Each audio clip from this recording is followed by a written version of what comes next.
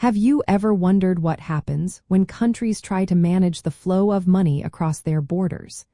It is a complex dance between national economic goals and global financial integration. Capital controls directly restrict capital mobility, making it harder for money to move freely in and out of a country. These measures impose limits on international financial transactions.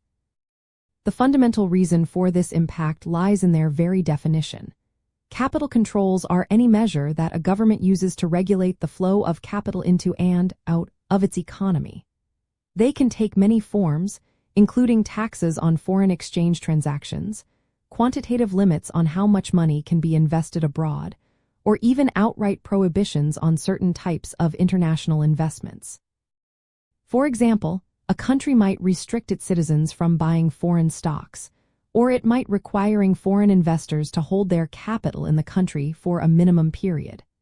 The primary motivations for implementing capital controls are often to maintain exchange rate stability, prevent speculative attacks on the currency, or preserve domestic savings for local investment.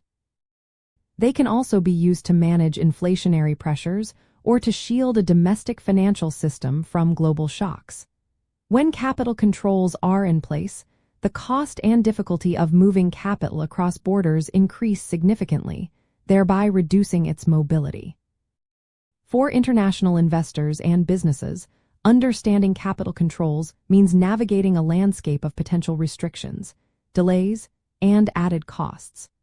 Policymakers use these tools to gain greater autonomy over domestic monetary policy and to stabilize their economies, especially during periods of financial turmoil.